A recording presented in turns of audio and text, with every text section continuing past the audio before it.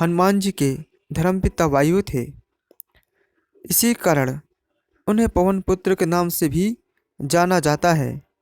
बचपन से ही दिव्य होने के साथ साथ उनके अंदर असीमित शक्तियों का भंडार था।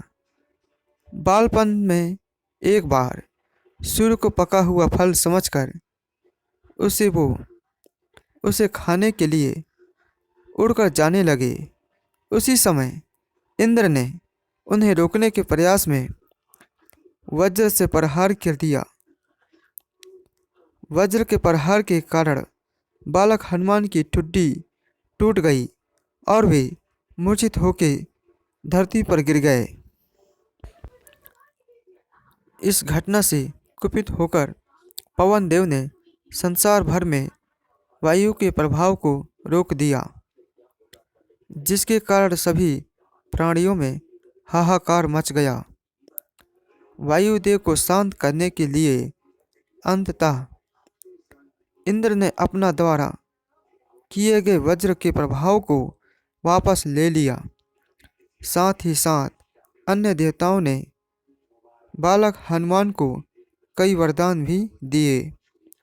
यद्यपि वज्र के प्रभाव ने हनुमान की टुड्डी पे कभी न मिटने वाला चिन्ह छोड़ दिया। तदुपरांत जब हनुमान को सूर्य के महायज्ञी होने का पता चला तो उन्होंने अपने शरीर को बड़ा करके सूर्य की कक्षा में रख दिया और सूर्य से विनती की कि वो उन्हें अपना शीश स्वीकार करें।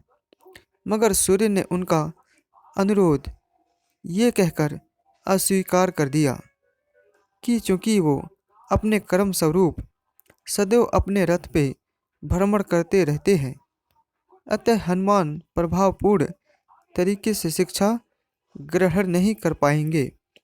सूर्यदेव की बातों से विचलित हुए बिना हनुमान ने अपने शरीर को और बड़ा करके अपने एक पैर को पूर्वी छोर पे और दूसरे पैर को पश्चिमी छोर पे रखकर पुनः सूर्यदेव से विनती की और अंततः हनुमान के सततात्य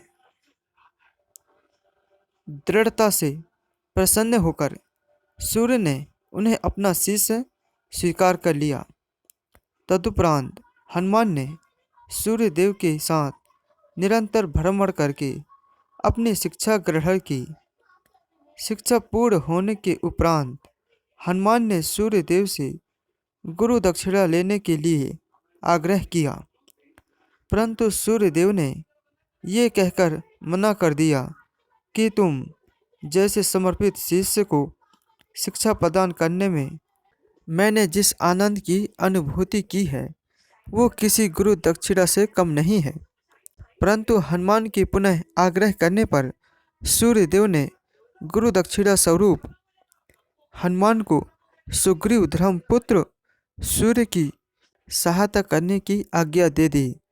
हनुमान के इच्छानुसार सूर्यदेव का हनुमान को शिक्षा देना सूर्यदेव के अनंत अनादि नित्य अविनाशी और कर्म साक्षी होने का वर्णन करता है।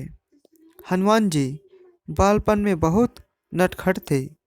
वो अपने इस स्वभाव से साधु संतों को सता देते थे। बहुधा वो उनकी पूजा सामग्री और आदि कई वस्तुओं को छीन झपट लेते थे।